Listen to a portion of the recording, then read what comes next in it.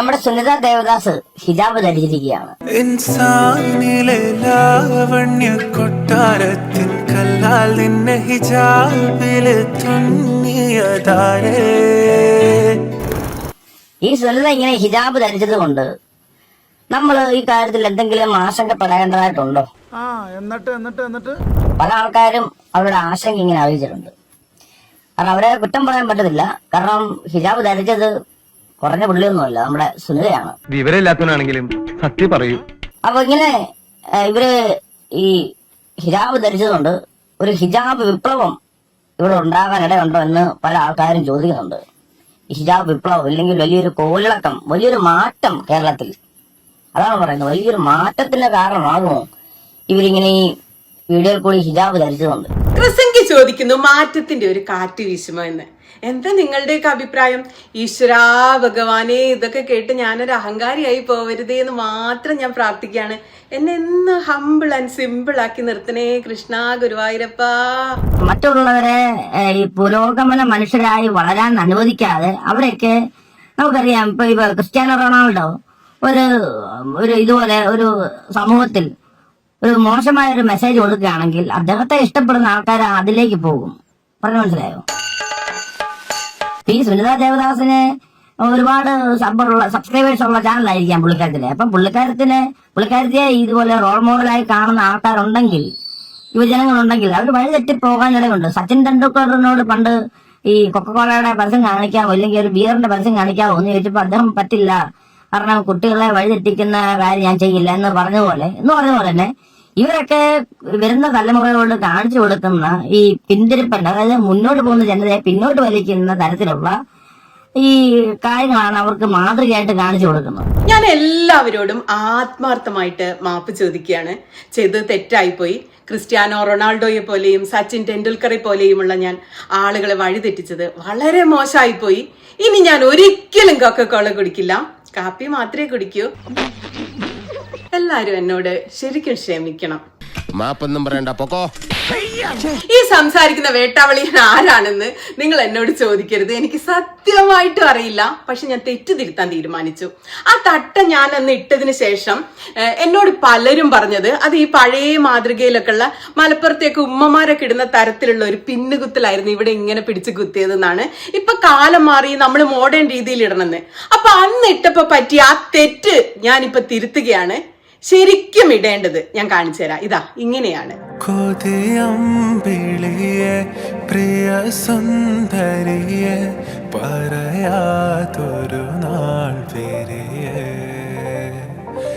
ഇരവായുടനെ എരിയന്നരികെ പറയാൻ മടിയാണിടിയേ. നിങ്ങൾ അത്ര കണ്ട് പേടിക്കൊന്നും വേണ്ട, ആശങ്കപ്പെടേണ്ടതില്ല നിങ്ങൾ. കാരണം അടുത്ത വീഡിയോയിലെങ്ങും സുനിതയ്ക്ക് ഹിജാബൊന്നും കാണത്തില്ല. അവര് വളരെ ആധുനികപരമായി ജീവിക്കുന്ന ഒരു സ്ത്രീയാണ്. അവര് സ്ഥിരമായിട്ട് ഈ വസ്ത്രമൊന്നും ധരിക്കാൻ ഒന്നും പോകുന്നില്ല. അവരിങ്ങനെ ഈ ഹിജാബ് ധരിക്കാൻ ആകെയുള്ള കുട്ടികളെങ്ങനെ പ്രോത്സാഹിപ്പിക്കുക മാത്രമേ ചെയ്യത്തുള്ളൂ. ഒരു വീഡിയോ 1-2 വീഡിയോയിൽ ഇങ്ങനെ ഷോൾ കൊണ്ട് ഇങ്ങനെ മുഖം മറിച്ച് കാണിക്കും. എന്നിട്ട് അവര് വെളിയിലൊക്കെ ഇറങ്ങുമ്പം ഈ ആധുനിക മനുഷ്യൻ നടക്കുന്ന രീതിയിലാണ് അവർ നടക്കുന്നത്. ഇത് കണ്ട് സുനിതയെ കണ്ട് പിള്ളേര് മോട്ടിവേഷൻ ആവുന്ന മാത്രമേ ഉള്ളൂ. അപ്പൊ നിങ്ങൾ സുനിതയെ കണ്ട് ആൾക്കാരും ഇനി ഹിജാബ് നിർബന്ധമായി ധരിക്കുമെന്ന് വിചാരിക്കൊന്നും വേണ്ട. സുനിതയൊന്നും ധരിക്കാൻ പോകുന്നില്ല. അത് ശരി. അപ്പൊ അതാണല്ലേ മനസ്സിലിരിപ്പ്. ഞാൻ ജീൻസിന്റെ കൂടെ വേണമെങ്കിൽ തട്ടിടും, വേണമെങ്കിൽ ഹിജാബ് ഇടും. എനിക്ക് സത്യത്തിൽ ഇത് കേട്ടപ്പോ അങ്ങ് ഇഷ്ടപ്പെട്ടു. അല്ല ചങ്ങായി, ഞാൻ ഹിജാബ് ഇനിയിപ്പോ സ്ഥിരമായിട്ട് ഇടുമെന്നോർത്ത് നിങ്ങൾ എന്തിനാ ടെൻഷൻ അടിക്കുന്നത്? ഞാൻ ചിലപ്പോ ഹിജാബ് ഇടും, ചിലപ്പോ ഇടാതിരിക്കും, ചിലപ്പോ ഞാൻ തട്ടിടും, ചിലപ്പോ ഞാൻ ജീൻസ് ഇടും, ചിലപ്പോ എന്തും വേണമെങ്കിൽ ഇടും. അതിൽ നിങ്ങളുടെ ഉറക്കം പോവാൻ മാത്രം എന്താണ് ചേട്ടാ? സത്യം പറ, ഹിജാബ് ഇട്ട എന്നെ കാണാൻ ഭംഗിയുണ്ടോ? സത്യസന്ധമായി ഞാൻ പറയാണ്, ഇതിട്ടപ്പോ എനിക്ക് തോന്നിയത് ഉള്ള കാര്യം ഉള്ളപോലെ പറയണമല്ലോ. ഇതിട്ടപ്പോ എനിക്ക് തോന്നിയത് നിങ്ങൾക്ക് നന്നായിട്ട് ഇത് ചേരുന്നുണ്ട്. പോടാ പൈത്യക്കാരാ, പോയി തൂങ്ങടാ.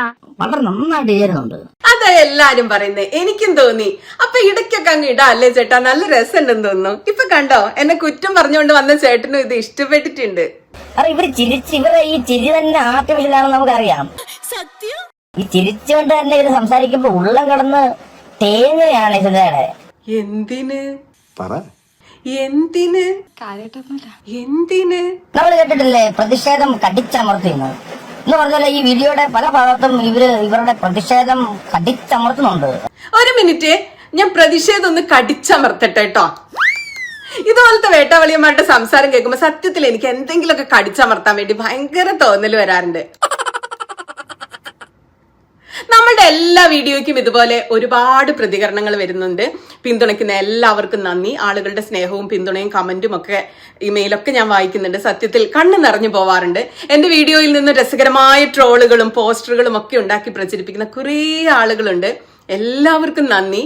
വേറൊരു വീഡിയോ ഇന്നലെ കണ്ടതും കൂടെ ഒന്ന് പറയാമേ. യേശുക്രിസ്തു എല്ലാവരും ചേർത്ത് പിടിച്ചോ? ഈ പരിസര നിയമജ്ഞരെ യേശുക്രിസ്തു എപ്പോഴെങ്കിലും ചേർത്ത് പിടിച്ചിട്ടുണ്ടോ? ഇങ്ങനെ അവർ വളരെ മാനമര്യാദയായിട്ട് പറഞ്ഞു, ഞങ്ങൾ എങ്ങനെയും കഞ്ഞി കുടിച്ച് കിടക്കട്ടെ, ഈ സാപത്തിലൊന്ന് രോഗശാന്തി കൊടുത്ത് ഞങ്ങൾക്ക് പണിയുണ്ടാക്കരുത്, ഞങ്ങൾ ഈ മതമൊക്കെ വിറ്റ് എങ്ങനെയും ജീവിച്ചോട്ടെ എന്ന് പറഞ്ഞു. 6 ദിവസം ഉണ്ടല്ലോ ജോലി ചെയ്യാൻ കഴിയുന്ന. ഒറ്റ ഒരു ദിവസം നീ ഒന്ന് രോഗശാന്തി കൊടുക്കാതിരുന്നാൽ മതിയെന്ന് യേശുവിനോട് നല്ല മര്യാദയ്ക്ക് പറഞ്ഞു. യേശു അത് കേട്ടോ? യേശു അന്നേരം പറഞ്ഞു, നന്മ ചെയ്യുന്നതിന് പ്രത്യേകിച്ച് ദിവസമൊന്നും വേണ്ട, നിയമജ്ഞരെ പരിസര നിങ്ങൾക്ക് ദുരിതം എന്ന് പറഞ്ഞിട്ട് എന്തോ ഒരു പണി അവർക്കൊണ്ട് കൊടുത്ത്. അത് കഴിഞ്ഞിട്ട് അവരത് പോരാഞ്ഞിട്ട് ജനങ്ങളോട് പറഞ്ഞു, നിങ്ങൾ ഈ ഒരു കാര്യം ചെയ്യുക, ഈ 6 ദിവസവും നിങ്ങൾ വന്ന് രോഗശാന്തി മേടിച്ചോ, ബാക്കിയുള്ള ദിവസങ്ങളിൽ നിങ്ങൾ വെറുതെ ഇരിക്കാൻ പറഞ്ഞു. എന്നിട്ട് ജനങ്ങൾ കേട്ടോ. അപ്പൊ അതുകൊണ്ട് യേശുക്രിസ്തു എല്ലാവരെയും ചേർത്ത് പിടിച്ചില്ല. ഇതൊക്കെ ശരിക്കും നോണയാണ് കേട്ടോ ഈ പറയുന്നത്. ദൈവരാജ്യം ശിശുക്കളെ പോലെയുള്ളവർക്ക് എന്നാണ് യേശുദേവൻ ശരിക്കും പറഞ്ഞത്. ബൈബിളിലെ മാർക്കോസിന്റെ സുവിശേഷം 10-ാം അധ്യായം ആദ്യം ഒന്ന് വായിക്കുക സ്ത്രീയെ. യേശു സംസാരിച്ചുകൊണ്ടിരിക്കുമ്പോൾ അദ്ദേഹത്തിന്റെ അനുഗ്രഹം കിട്ടാൻ വേണ്ടി കുട്ടികളെയും കൊണ്ട് ആളുകൾ വരുന്നു. ശിഷ്യന്മാരപ്പ അവരെ തടയുന്നു. അപ്പൊ യേശു പറഞ്ഞത്, കുഞ്ഞുങ്ങളെ തടുക്കരുത്, ദൈവരാജ്യം ശിശുക്കളെ പോലെയുള്ളവർക്കുള്ളതെന്നാണ്. ബൈബിളിന്റെ ഭാഗം ഞാനൊന്ന് വായിച്ചു കേൾപ്പിക്കാം. അവൻ തൊടേണ്ടതിന് ചിലർ ശിശുക്കളെ അവന്റെ അരികിൽ കൊണ്ടുവന്നു. ശിഷ്യന്മാരോ അവരെ ശാസിച്ചു. യേശു അത് കണ്ടാറെ മുഷിഞ്ഞ് അവരോട്, ശിശുക്കളെ എന്റെ അടുക്കൽ വരാൻ വിടുവിൻ, അവരെ തടുക്കരുത്, ദൈവരാജ്യം ഇങ്ങനെയുള്ളവരുടേതാണല്ലോ. ദൈവരാജ്യത്തെ ശിശു എന്ന പോലെ കൈക്കൊള്ളാത്തവൻ ആരും ഒരു നാളും അതിൽ കടക്കയില്ല എന്ന് ഞാൻ സത്യമായിട്ട് നിങ്ങളോട് പറയുന്നു എന്ന് പറഞ്ഞു. പിന്നെ അവൻ അവരെ അണച്ച് അവരുടെ മേൽ കൈവച്ചു, അവരെ അനുഗ്രഹിച്ചു. കേട്ടോ, കുഞ്ഞുങ്ങളുടെ മനസ്സില്ലാത്തവർക്ക് ദൈവരാജ്യത്തിൽ പ്രവേശിക്കാൻ സാധിക്കില്ല എന്നാ പറഞ്ഞേ. ആ കന്യാസ്ത്രീ തെറ്റിച്ചത് ഈ പ്രാഥമിക പാഠമാണ്. അവർ കുഞ്ഞുങ്ങളെ തടുത്തു. യേശുദേവൻ ചെയ്യരുത് എന്ന് പറഞ്ഞിട്ടും ചെയ്തു. സോഷ്യൽ മീഡിയയിൽ ഇക്കഴിഞ്ഞ ദിവസം വൈറലായൊരു കമന്റ്, തെറ്റാണെങ്കിൽ എന്നോട് ക്ഷമിക്കണം ഞാനിത് പറയുന്നത്, ഈ വരുന്നതൊക്കെയാണ് കർത്താവിന്റെ മണവാട്ടിയെങ്കിൽ ഞാൻ കുരിശിൽ തന്നെ കിടന്നോളാം എന്ന് യേശു പറഞ്ഞു എന്നാണ്. വളരെ വൈറലായിരുന്നു. എനിക്കും അതാ തോന്നുന്നു. യേശുവിന്റെ വചനങ്ങൾ ഉൾക്കൊള്ളാത്തവർ എന്ത് കർത്താവിന്റെ മണവാട്ടികളാണ്. പിന്നെ ഈ വീഡിയോയിൽ ഈ സ്ത്രീ പറയുന്ന യേശു നീതിയും ന്യായവും പ്രവർത്തിച്ചു എന്ന് പറയുന്നത് മതത്തെ കഠിനമാക്കിയ ആൾക്കാരെയാ. മതത്തെ കഠിനമാക്കിയതിനെതിരെയുള്ള ചാട്ടവാറാണ് യേശു അന്നെടുത്തത്. അതിന് ഇതുമായിട്ട് യാതൊരു ബന്ധവുമില്ല. രണ്ടാടും കൂടി പോയി ഒന്നും കൂടെ മനസ്സിരുത്തി ബൈബിള് വായിക്ക്, അല്ലെങ്കിൽ യേശു കാലാകാലം കുരിശിൽ തന്നെ കിടക്കും.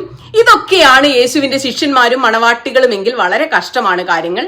അപ്പൊ ഞാൻ എല്ലാവരോടും ഒന്നുകൂടി മാപ്പ് ചോദിക്കുന്നു. ഞാൻ ആദ്യ ദിവസം ഹിജാബ് ഇട്ടത് ശരിയായിട്ടില്ലായിരുന്നു. ഇന്നിട്ടതാണ് പുതിയ രീതി. എനിക്കും ഇത് ഇഷ്ടപ്പെട്ടു. എല്ലാവരും അപ്പൊ ഈ പുതിയ രീതി അനുകരിക്കുക. നല്ല ഈമാനുള്ള ഉമ്മച്ചിക്കുട്ടികൾ കവിഞ്ഞു നിറയട്ടെ.